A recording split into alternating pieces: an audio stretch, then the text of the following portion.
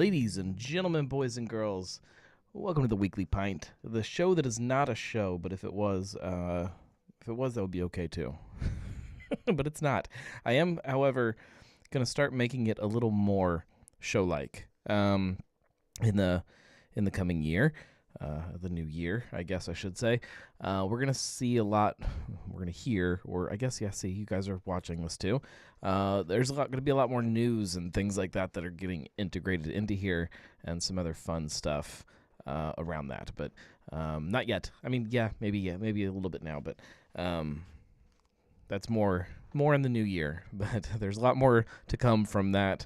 A lot more of everything to come in the new year. But in the meantime, if you're new to this whole thing, I can explain kind of what it's about. It's not just a video podcast, which I don't know that it's really that. It's a happy hour. It's an excuse for us to all hang out together, have a drink, and just kind of talk about what's going on. Sometimes what is going on is definitely brewery, distillery, cocktail world news, something like that. Drinking news, we'll say. Sometimes it's just what's going on in life and what's been happening with us personally. It's a happy hour. We sit around and we hang out together and we have a drink. So a big part of that is to let everybody know what you're drinking. I have to say, you don't have to drink a beer or a cocktail or anything like that. You could just be having a tea or a water or whatever, and that's okay. And we still accept you the same way. Drinking is about much more than what is actually in your glass. With that being said, a lot of us like to drink alcohol, so that's what you'll see a lot of. Julia is enjoying a Sonder Double You Betcha.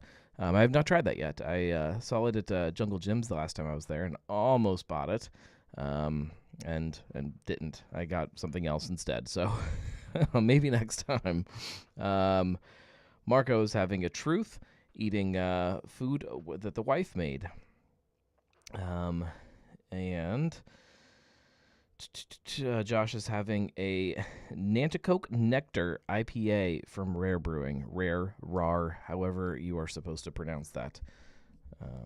Adam says that the Double You Betcha is great. I'm sure it is. I mean, You Betcha is a good beer. My problem is it's just not a style that ever, gets me all that excited. If you are wondering how everybody's hanging out and talking together, you will soon figure out that it's all about the chat. But before we say that, we do have a phone line. You can call into the show and take part in the conversation that way. The number pops up right here on the screen, 567-70-DRINK. That's 567-703-7465, and it'll pipe you right in here to the studio, and you can take part in the conversation that way. Or you can hang out in the chat with everybody else. So no matter where you are listening to the show, it'll pop up right here on the screen, and you guys can all talk that way. I won't even say that part yet, because that's still a few months out before it's even close, but I shouldn't have said anything. There is kind of a big, not even a format change, a usability change that I'm going to start working on and try to get figured out, but it'll be good. It won't be anything that really affects anything that you do. You'll still be able to do all of this the same way that you do today. With all that being said, I'm going to crack open a beer. My 2-year-old was a nice, solid pain in the butt trying to get him to go to bed tonight, so I need a beer. Empty glass. We got to fix that. I don't know how many more of these I have left. And I hope it's a lot, because I really, really am enjoying this beer. I've been enjoying this whole series from 50 West. This is their lager series. This one is their Helles lager. This is the fourth in the series, I believe. 5.5% Helles style lager, and it's got it has a pretty decent description on there. So we'll dive in and we'll read that. Actually, I'm going to crack it open before I start reading. I'm I'm curious, for those of you who have been drinking along through this lager series, as I have, which one has been your favorite so far? Where's my coaster?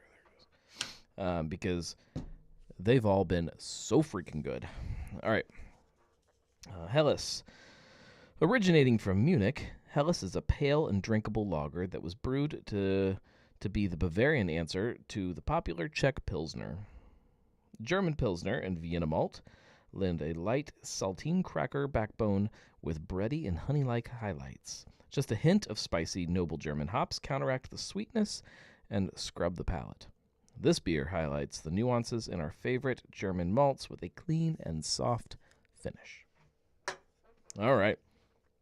So, obviously, like you would expect from a Helles lager, or you should expect from a Helles lager, this looks perfect. This is bright and clear, nice little foamy white head on top, effervescent. There's bubbles just shooting up from the bottom of the glass. This looks perfect. And it smells perfect too. They talk about the saltine cracker, and I don't get a lot of that, but I get the honey malt. Definitely get the honey malt. It's not honey malt. Honey malt is a thing. The honey-like malt aromas. Man, that smells good. If I'm thinking of saltine crackers, I can probably pick it out, but there's a little hint of. So I get with a lot of lagers, I get and it's something that I'm a little more sensitive to. I think there's a little, especially right when you first open it up, a little pop of kind of like a sulfur note, and that sounds bad, but it's not, and it goes away pretty quick for me. But I get it in a lot of them, and I get it just faintly in this one.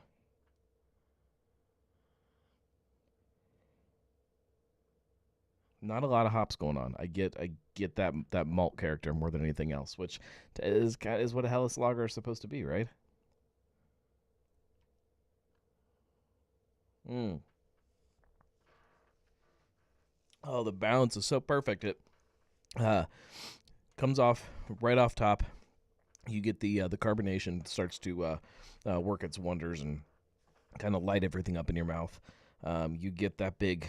I say big. You get the malty kind of bready backbone there, not in a bready kind of Oktoberfest way. This is like a just a light kind of white bread. I will call it saltine cracker since they said it. Crackery is a good way to put it. And then those hops come in. There's definitely an herbal, maybe slightly spicy, but definitely herbal hop note that comes in and kind of plays back on that malt. That's such a good beer. It is. I talk about this a lot with pilsners, which Helles is not a pilsner, but it kind of is. It's so close to pilsner, just leans a little bit more towards the malt side. It's all about balance. It is about trying to make every one of those ingredients do what they're supposed to do, and this is so good. Josh just mentioned Beer, Booze, and Bonks. We should have had this there. This beer is just absolutely phenomenal, and so much so that it really should have been there. Sorry, I don't think there was a chip in my glass. I was about to be real sad. This is my favorite, just kind of everyday beer glass if you are not wanting to think about it too much. I don't use this when I'm really, objectively tasting a beer, but if I'm just drinking, this is the style that I use. This is what is it called? The Brew House, I think, from Somm Glassware. Braxton uses these. Madry uses them. I don't know who else, but Nerdiness, that's my favorite everyday glass. Anyway, so Josh mentioned Beer, Booze, and Bonks. We should definitely talk about that before we get into some of the news and things like that of things that are going on. We wrapped up Beer, Booze, and Bonks. I one part of me wants to say we finally wrapped it up. The other side of me is kind of sad that it's past, but we wrapped it up. I think we did. I think we did a good job this year. If I could say that without sounding too self centered or whatnot. It was a great festival. I had a blast. I think we definitely fixed some of the things that I was not happy with last year. We identified a few things going forward that we do want to kind of tweak and keep improving and changing. But all in all, man, I had such a good time. I apologize for the lateness of this week's Brewcast, which we'll talk about in a minute, but I did have full intentions on recording the whole thing at the festival. And as you guys know, there's just so much going on, and it's hard sometimes to just sit down and record a podcast. We'll talk about that in a minute, but it was just so action-packed and so much fun. There's a lot of different sides to it. On the kind of the more personal, not even personal, one of the we'll call it personal. One of the personal notes of a beer festival that is so special to me, and this is gonna spoil an upcoming YouTube video, but just that community aspect of getting to just hang out with people. These are people that you don't often get all together in the same room, and the conversations that happen because of that are always fun, and it's always great seeing some of those people that you don't get to necessarily see as often.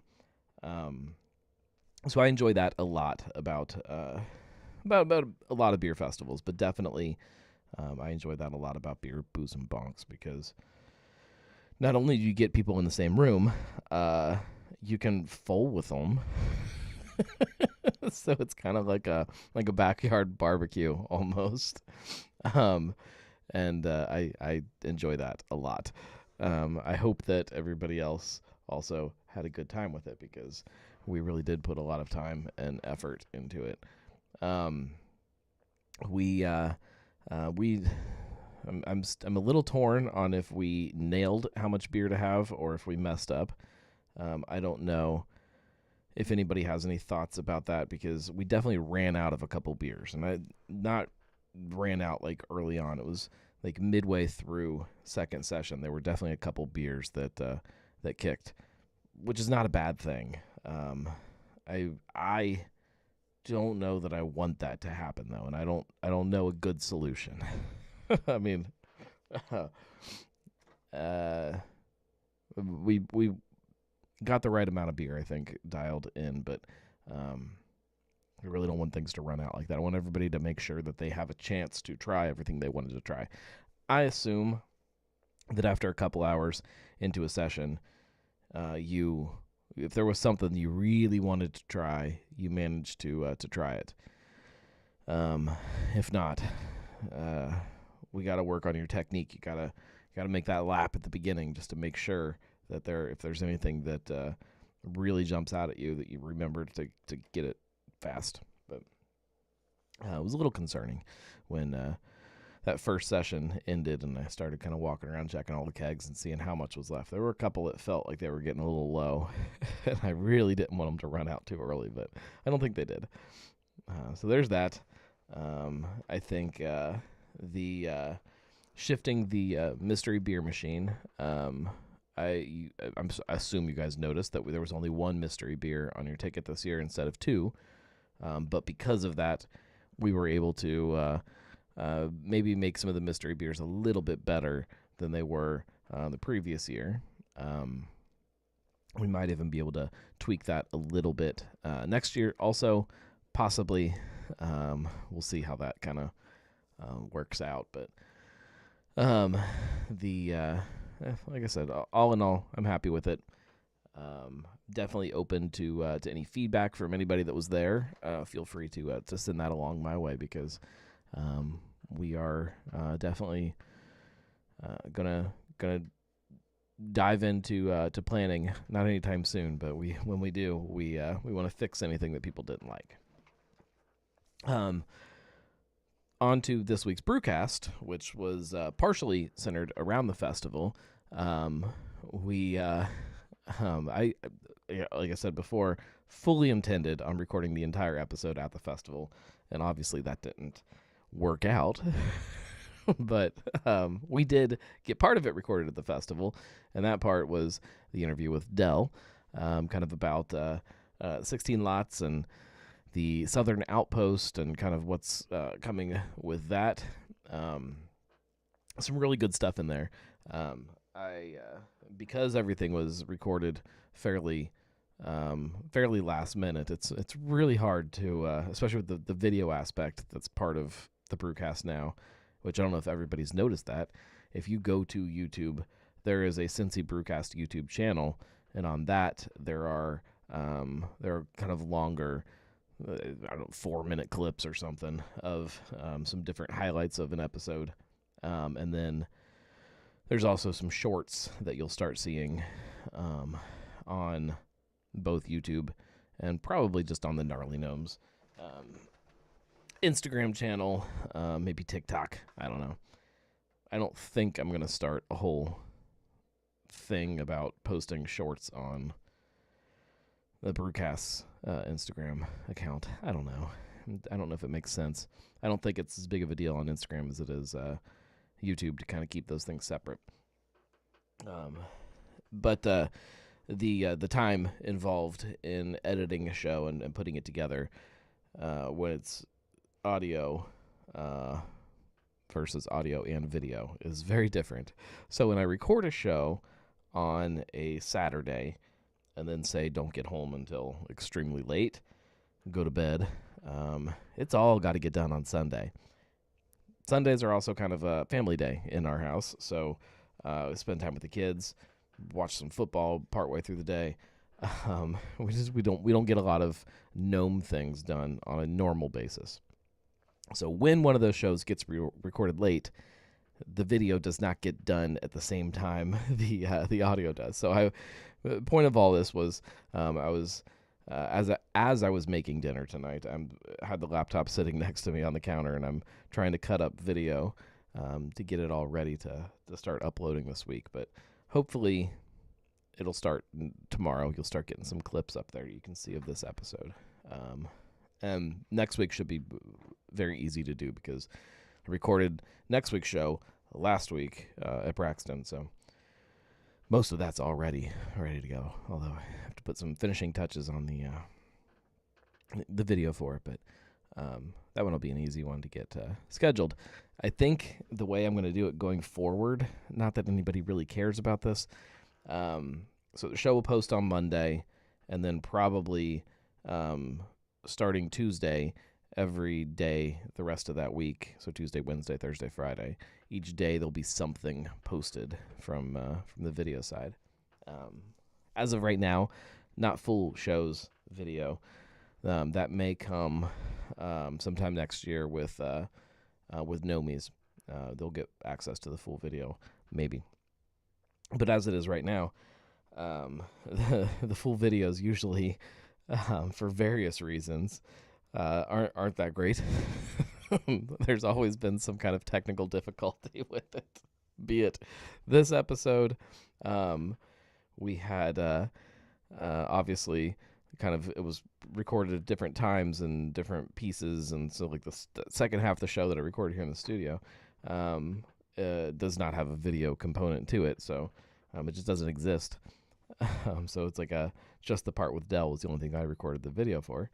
The Braxton show coming up, halfway through the show, my camera, so I shoot it with multiple cameras, one for each guest, and the one that was on me, that the battery on that one, the memory card filled up, because I was stupidly shooting at 4K, not thinking about it, and it filled up the entire memory card.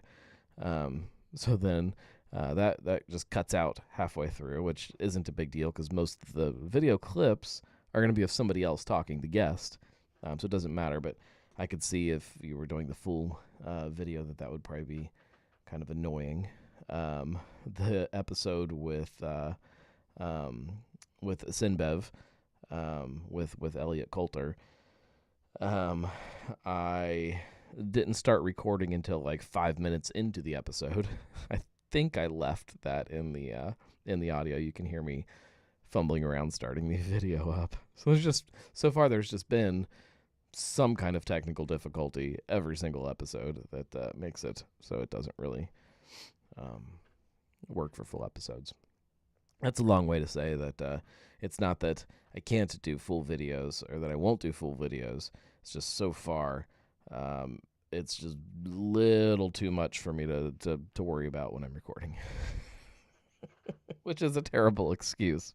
But man, I don't know if it's just that my brain is so fried lately with all the stuff going on or what, but technical difficulties have just been beating the crap out of me. But usually at the end product, you can't really tell that, but I definitely can. So there's that. And then you can couple that up with all the other stuff in life, and it just we're going slow. But for those of you who do support via the Patreon account, which is thegnarlygnome.com/support for anybody that was wondering, you will eventually get full video episodes.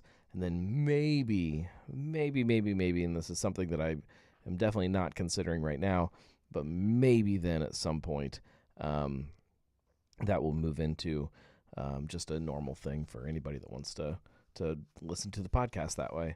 It still kind of bothers me. I don't like the idea of listening to a full podcast like that. I don't think it's the right way to listen to a podcast, but if people want it, then we'll eventually provide it for them. Julia says, not an excuse at all. It's all time, and depending on your focus, some things just need to take the back burner.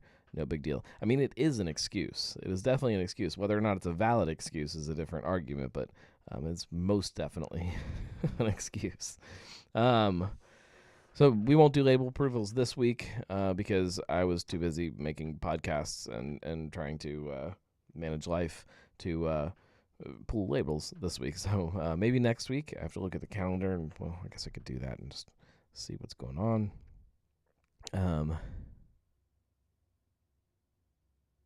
I don't know. So my wife has a work dinner next Monday. She should hopefully be home. Well, it doesn't matter if she's home as long as I get the boy to bed. My 5-year-old can hang out upstairs and watch TV and just be fine during the show, but it's a maybe, depending on what that day looks like and how chaotic it is, what I get done. So I won't promise it next week either, but maybe next week. But news, I do want to talk about some recent beer news. That is going to be a new segment on the show, except I can't read any of my notes without leaning forward. Sam Adams, the anniversary party, also took place this weekend. I obviously didn't go to it. I was a little busy with beer festivals and things. From what I heard, though, it was a good time. I do know a few people that got to make it down there. They kicked off some of the tours of the production facility, which, if anybody gets a chance to do one of those anytime, just do it, because it is so neat to see that building. And maybe part of it is that I get really geeky about some of that beer history that exists in the city, and that brewery, the old Shanling Brewery, is definitely a historical piece of Cincinnati's beer story. So maybe it's that. Maybe it's the Sam Adams side of it, and seeing we'll call it the technical accomplishment of that brewery, because it is really, really cool to see. Even if you've been to big places, like Sierra Nevada or something like that, those are cool, and that's definitely top of the line craft brewery. But there's something else about this that it's this weird mix of kind of historical brewing space and modern marvel of a brewery. It's really neat stuff. Let me take a drink. Hang on.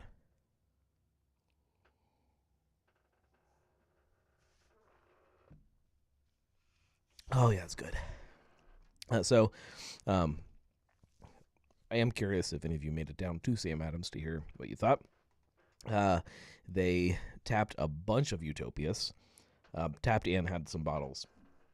One of the bottles that they had, which is the part that I'm really having a hard time not being able to make it down there, was a 2005 Utopias, which I would love to have gotten the chance to try, especially next to some newer ones.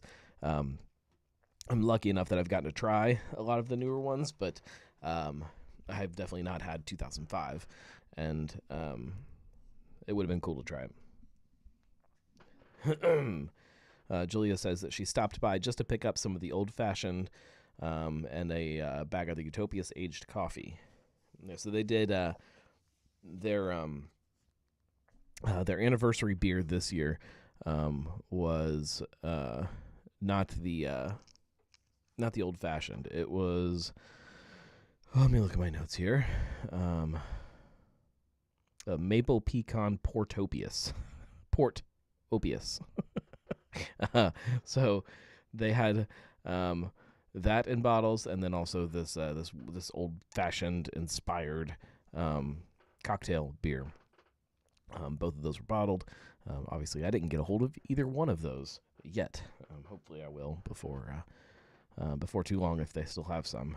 And then the Utopias aged coffee, which they kind of snuck there in there at the end on us with the news. It's not even in my blog post about it because I didn't know about it at the time. They teamed up with Deeper Roots to make a Utopias barrel aged coffee. Although I do remember now when the coffee Bach came out in the spring. Remember going down there and talking to Chris Siegman about it, who's their head brewer, talking about that beer, and he did tell me that they had put coffee in a Utopias barrel. So should have anticipated that it was coming, but there's a lot of things go into my head and bounce around, and then maybe get lost. Tim says I had the 2005 for the first time, and it was fantastic. Utopias is one of my favorite beers. Not in the same way as something like this is, where I just want to sit and just drink this. But Utopias is endlessly interesting to me. The story of kind of how it started, its kind of place, and its comparison, I guess we'll say, to some of those other kind of big extreme beers that were coming out at the time, and how different Utopias is than some of those. It's fascinating to me. And it's interesting how different they managed to make each batch of it. There is a very distinct personality to each different vintage of Utopia. So I would have been interested to go back and try and see what's the personality of 2005 was. I'm a little disappointed I didn't get to try it. It would have been fun to have a bottle of that at Beer Brews and Box. I switched out my chair. I've had this office chair sitting in the corner of the studio here, and I got tired of sitting in an uncomfortable chair, and I pulled this out, and I'm now realizing how much noise it makes and why I moved it away in the first place. So if that's annoying you guys, I'm sorry, but it's comfortable. Madtree, the alcove, achieved LEED Gold certification. Not that that's huge brewery news or anything. It's not surprising even for Madtree, but it is a big deal, and I know a big deal for them. We're entering into this very strange kind of era for a lot of breweries, and Madtree is definitely one of them, where as places start to grow, as what growth even means for a brewery, I think it's difficult for some of them to really kind of take a minute to take a breath and figure out who they are. And we definitely talk about this a little bit on next week's episode, not to spoil anything of the Brewcast, but there are some places that struggle with their identity a little bit and kind of their place in this whole thing, and especially as kind of the definition of what people want from a craft brewery is shifting and changing, and food becomes more important, and experience becomes more important, and all that stuff. and there's a lot of breweries that are kind of from the outside in, they're a little panicked about how to do that.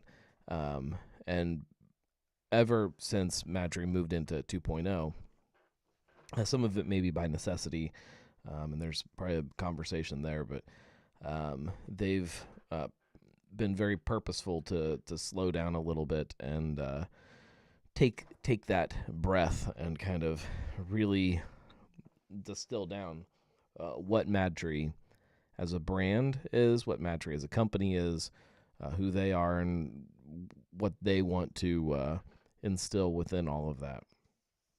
And they've done a really good job of it. I think I understand as a consumer who Madry is much better today than I did when they opened their doors. But I feel like it's still the same company, and it's still that same brand, and that same message is there. I just think that they didn't. I don't think that they understood it then as well as they do now, if that makes sense. Whereas there are definitely some breweries that, as the years have gone by, they have definitely changed and maybe figured out who they are. But it's been something different than they thought they were when they opened their doors, which is fine. And if that's what you have to do to figure out who you are, do it. You've got to know that personality of your business. But it's there aren't many places that have done it here in Cincinnati the way Madry has. So, and part of that is the environmental aspect, which obviously the LEED certification is part of. So that's my thoughts on that. It's not necessarily that I've the LEED certification in itself is something that I fawn over. It's the bigger implications of that and them knowing their identity, if that makes sense. We talked about beer, booze, and bunks. I do want to talk, and I finally start talking a little bit about it. The Cincinnati Christkindl Market down at the Schmidlap event lawn. There is this is going to be a super fun,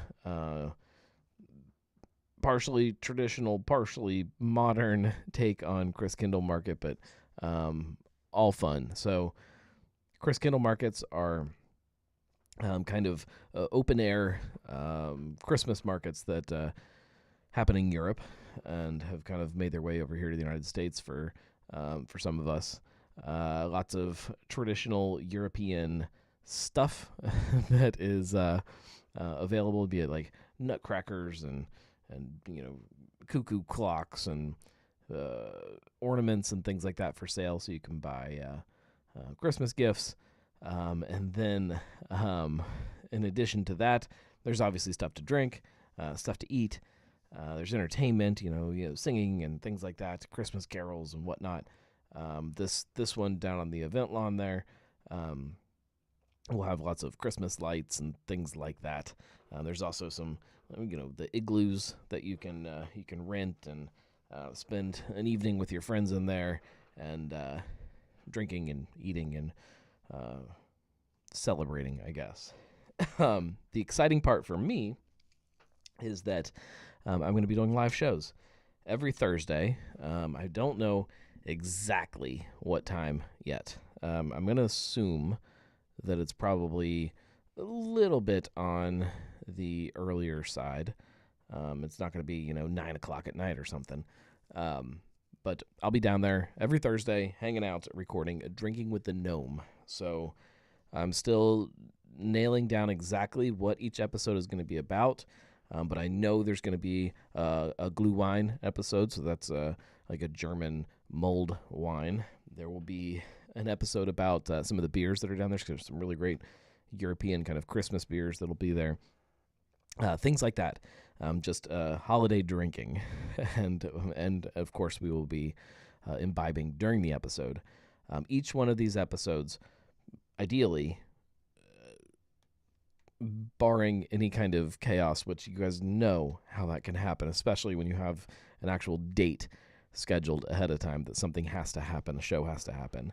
barring any chaos, each one of these episodes will have a different guest on them. So somebody hanging out and drinking with me and just kind of learning together about whatever that thing that we're talking about that week is. So you can obviously tune in to Drinking with the Gnome on whatever your podcast platform of choice is, or drinkingwiththegnome.com. Again, in theory, and I have not tested anything yet. I will be testing this week, which is when everything opens up. It starts this Friday, I think, is the official kickoff of the Chris Kindle Market. I'll be down there this week, kind of. I'll be making some video stuff, and part of that is testing the internet, because hopefully, cross your fingers. I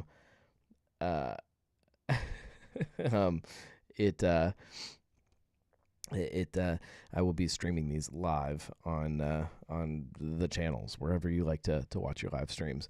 And Tim says German mulled wine does not sound good. You'll need to convince me otherwise during your show. Sorry, mulled, German mulled. That is MULLED, mulled. That's why we just call it glue wine. Although glue wine does not sound delicious either. Glue, GLU. It's tasty, and we'll definitely drink some.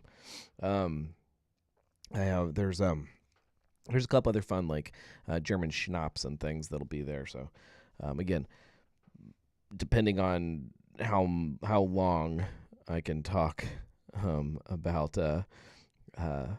each of these topics, we'll see if it's a couple things that we're drinking in one episode or it's just dedicated to one. We'll see. Josh says wine made by moles, mulled wine. It's all of it. It's moldy, mulled, mole wine. So that's coming up. There was some other stuff that we were going to do down there, some other kind of tasting events, and that didn't pan out the way that we were hoping it would. There's some goofy little reasons why, but that's not going to happen. But we'll definitely be down there recording podcasts and making some videos and that kind of stuff. So stay tuned for that. And if you have a Thursday in December that you are looking for something to do in the evening, come down. There is a charge to get into the Chris Kindle Market. However, I think it's $5, and that covers you for the entire month. So it's like a season pass thing. So they just have to charge because they have to have security, because they have these chalets with all the stuff in them, and they have to be there 24/7. So obviously for security, you have to have somebody there all the time watching it. So there's a charge to get in, but it's only $5. And I think it's worth it because you get to come hang out with me. And whoever is the guests on my show, I will make sure that we'll get you in, and we'll get you a couple drinks, and you can have a good time. So stay tuned for that. And if you are somebody that is listening to this and you desperately want to be a guest on Drinking with the Gnome, shoot me a message, shoot me an email, shoot me something, send me a text, and we'll get you on the show. We have like 4 or 5 episodes that'll be recorded. So there's a couple slots. I have some people in mind that I would definitely want to get on, to people that I think would be good for some of the topics, but anybody's welcome. That's the whole point of Drinking with the Gnome. It's everybody kind of hanging out, drinking together, a lot like this show. Except I don't have to just sit here and talk to myself. I have another person that also has a microphone and makes it a little easier. the eternal frustration of not getting to actually sit and drink your beer when you're doing a show.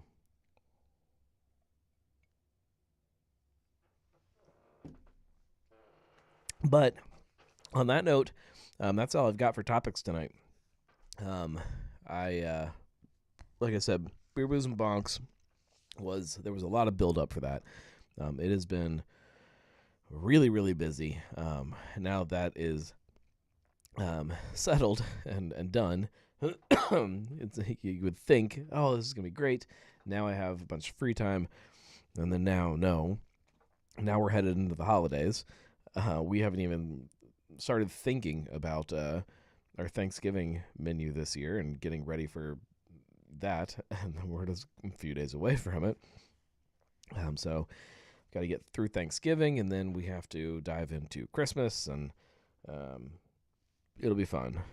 But I'm hoping and planning as of right now to make sure that this show does not suffer through Christmas.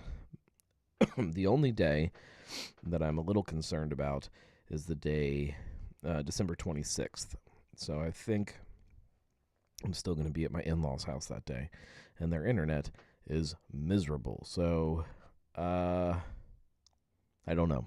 I don't know if we're going to be able to do this live or not. What I could do if I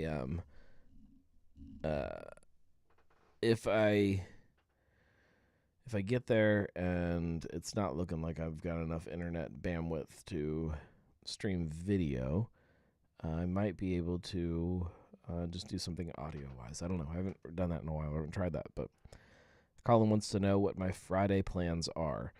I don't know completely yet. I will definitely be spending part of the day down at the Cincinnati Christkindl Market because I have to got to make a bunch of video stuff and run a couple tests to see how these live streams are going to go. But if I have any free time in my day, I can tell you that I will probably be swinging by West Side. Rumor has it that there are some fantastic cans of Imperial Stouts being released that day. I hopefully I'm going to have a blog post up before Friday about some of the Black Friday releases and events around town, but as of right now, it's barely started. So hopefully I'm going to get something up for all of you to know about it. Since Colin brought it up, we have cold brew Imperial Stout, the Mexican hot chocolate Imperial Stout, and then I'm going to mess up the cherry one, Lilanu,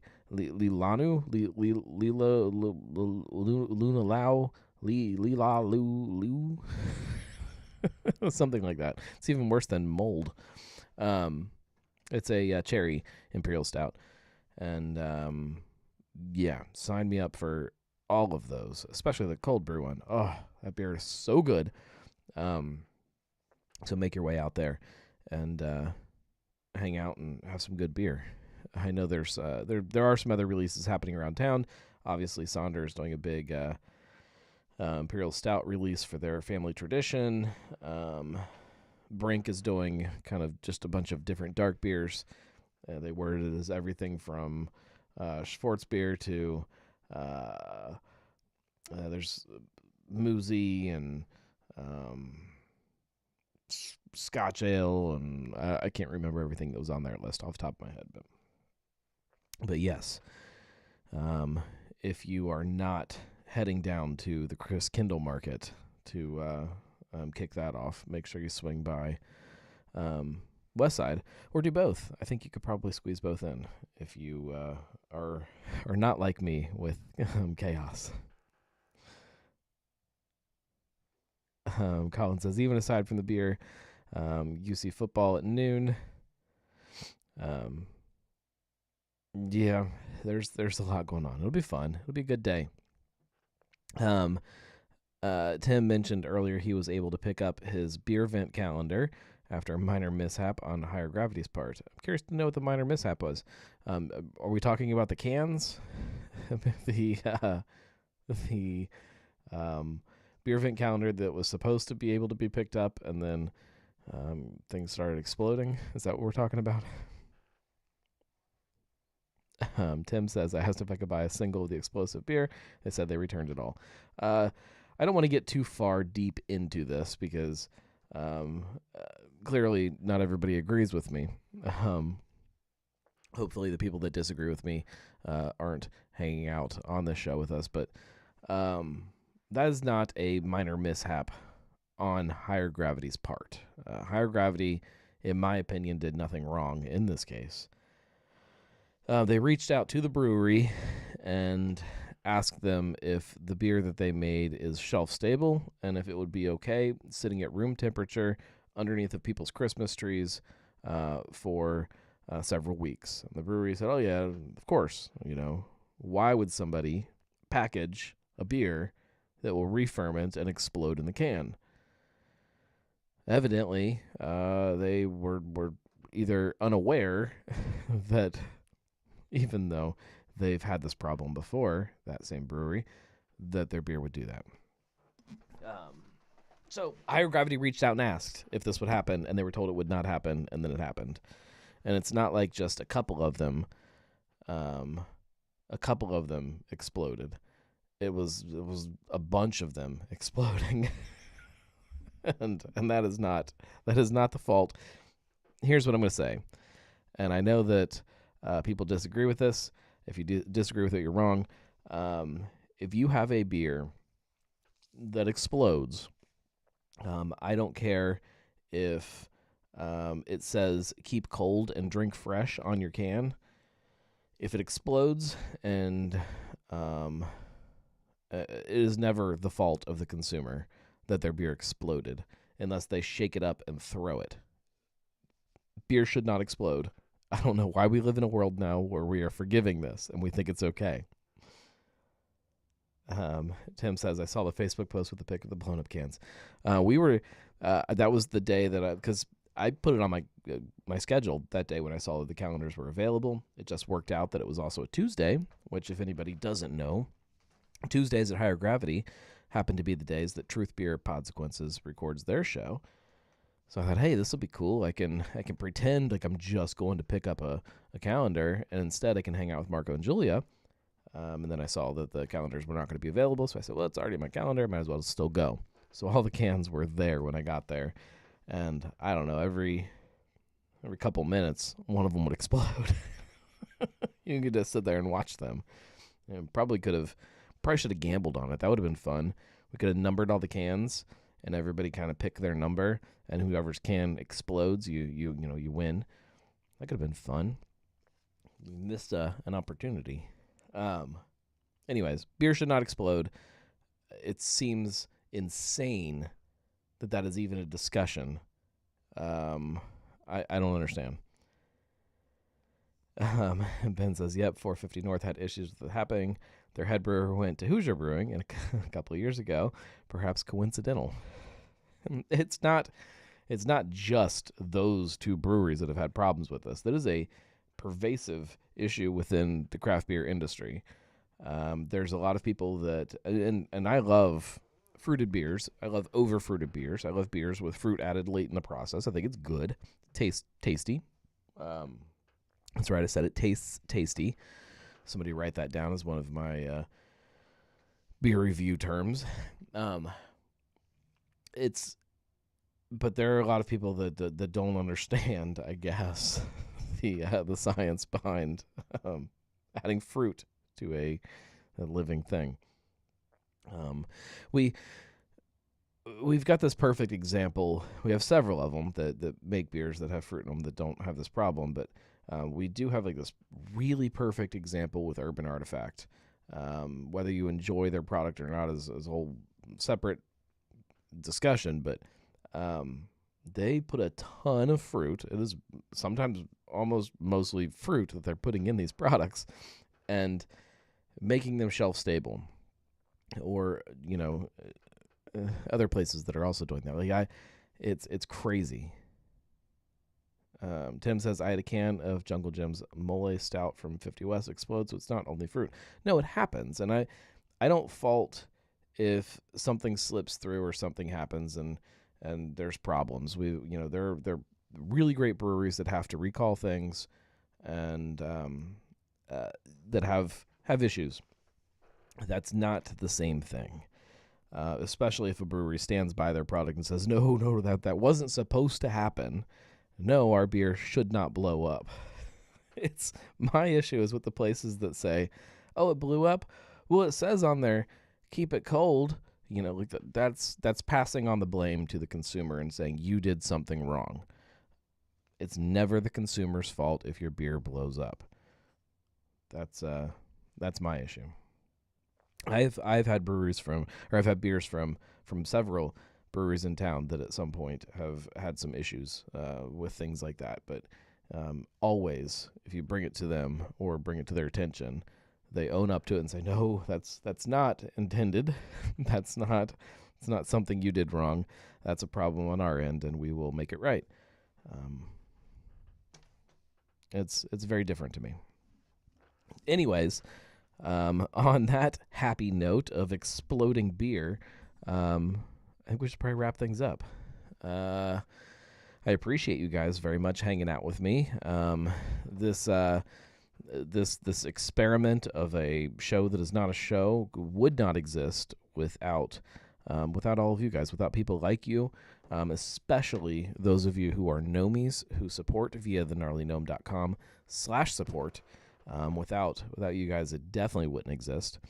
So I appreciate that, and I'm excited to see this next step with all of that, and see how we can kind of keep growing things and creating more fun stuff. Hopefully, this next year is big for all of this. And if you ever have thoughts or ideas or things that you would like to see come from this platform that is the Gnarly Gnome, please never hesitate to reach out. Send me an email at gnome@thegnarlygnome.com and just tell me. And if it's something that I think we can incorporate, or I think that shifts can be made, or whatever it is, maybe we'll do it, because this is all about just having fun creating stuff around drinks. On that note, also, I struggled tonight, so big thanks to Josh and Julia for providing me some Mountain Dew hard seltzer.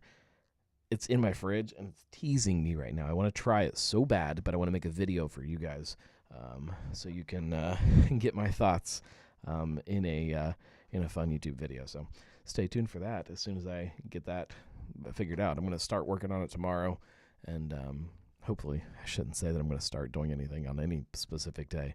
Soon, I will start working on that, and hopefully it'll get done before the end of the year. So thanks, everybody. We will be back next week, same place, thegnarlygnome.com/support, if you want to do that, and share it with your friends, because that's how everything keeps growing. Thanks for hanging out, everybody. We will definitely see you later. Everybody have a good night. Have a good week, I guess, because it is Monday. Cheers.